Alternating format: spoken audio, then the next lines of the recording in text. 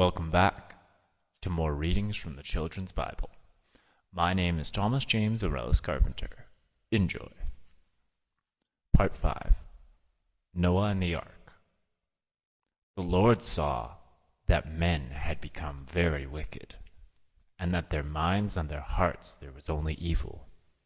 He regretted that he had made man on earth, and in his heart he grieved very deeply. And God said to Noah, "The end of all flesh is before me. I will destroy all living things on earth, for because of them the earth is filled with evil and violence. Make an ark of cypress wood," commanded the Lord. "Make rooms in the ark, and cover it inside and out with pitch. Make it in this fashion.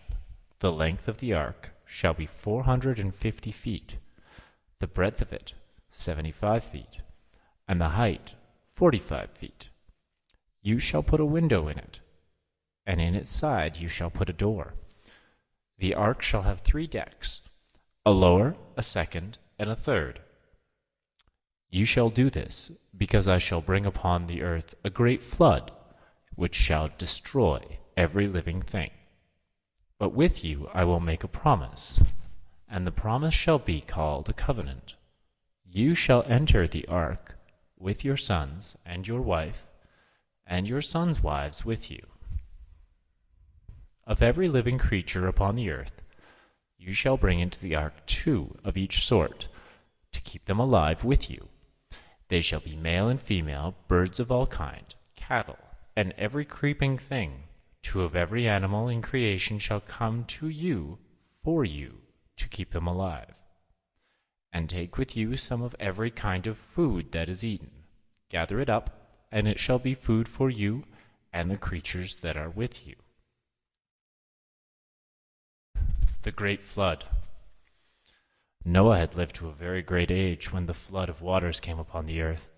And God said to Noah, "Come into the ark, you and all who are with you. 7 days from now I will cause it to rain upon the earth for 40 days and 40 nights.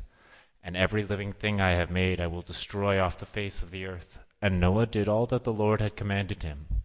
He entered the ark with Shem and Ham and Japheth, his sons, his own wife, and the wives of his sons. Birds and beasts of creeping things of every kind came to Noah and went into the ark, 2 by 2, the male and the female, as God had commanded. Then the Lord shut Noah in the ark, and the waters of the flood were upon the earth. All of the mountains of the great deep were broken up, and the windows of heaven opened. The rain fell upon the earth 40 days and 40 nights. The waters swelled and lifted the ark above the earth. The flood spread the waters and continued to rise upon the earth, and the ark floated upon the face of the water. The waters rose higher and higher upon the earth, until all high mountains under heaven were covered. 45 feet more did the waters rise above the high mountains, and they were indeed covered. Every living thing that had moved upon the earth died. Birds, cattle, beasts, every creeping thing that creeps upon the earth, and every man. All in whose nostrils was the breath of life, every man and every living thing which was upon the face of the ground were destroyed. Only Noah and those who were with him remained alive.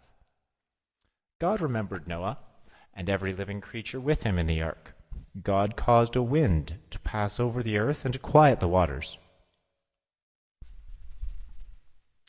The ark comes to rest. The fountains of the deep and the windows of the heavens were stopped, and the rain from heaven was restrained. The waters receded for 150 days, so that the 7th month, on the 17th day of the month, the ark rested on the mount of Ararat, and the waters continued to decrease until the 1st day of the 10th month, where the peaks of the mountains were seen. At the end of 40 days, Noah opened the window to the ark and sent out a raven, which flew to and fro. He also sent out a dove to see if the waters had dried up from the ground anywhere. The dove found no rest for the sole of her foot, and she returned to the ark, for waters still covered the earth. So Noah put out his hand and took her back to the ark. He waited 7 more days, and once again he sent out the dove. The dove came back to him, and in the evening, and when she did so, there was in her mouth a freshly plucked olive leaf. So Noah knew that the waters had receded from the face of the earth. Noah waited still another 7 days before he sent out the dove. This time the dove did not return. The water had dried up from the earth, so Noah opened the window of the ark. He looked out, and he saw the ground was dry. God spoke to Noah, saying, "Take with you the birds, the cattle, and every living thing that is with you, that they may breed and raise their young and multiply upon the earth." So Noah went out, and his sons and his wife, and his sons' wives with him. Every beast, every creeping thing, and every bird went out of the ark. And Noah built an altar to the Lord, and offered him burnt offerings of every clean beast and every clean fowl. The Lord smelled the sweet odor, and said in his heart, "I will not curse the ground any more for man's sake, nor will I ever again strike down every living thing as I have done.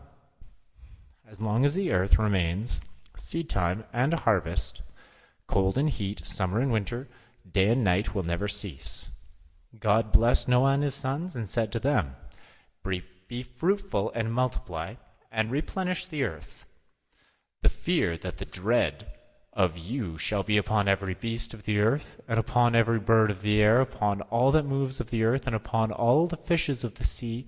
Every moving thing that lives shall be food for you. As once I gave you the green plants, now I have given you all of these things."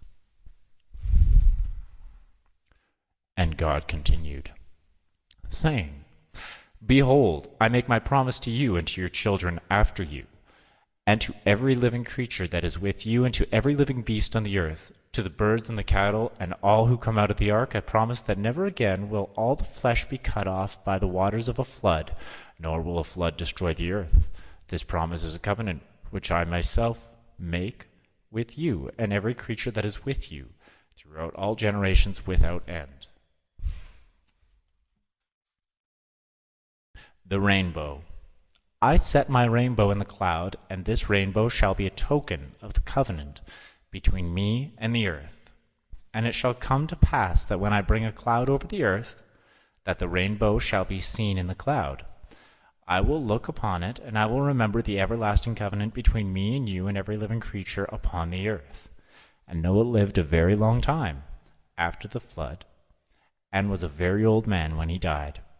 Sons were born unto the sons of Noah after the flood, and they went forth, and they were the fathers of the nations of the earth. Until next time.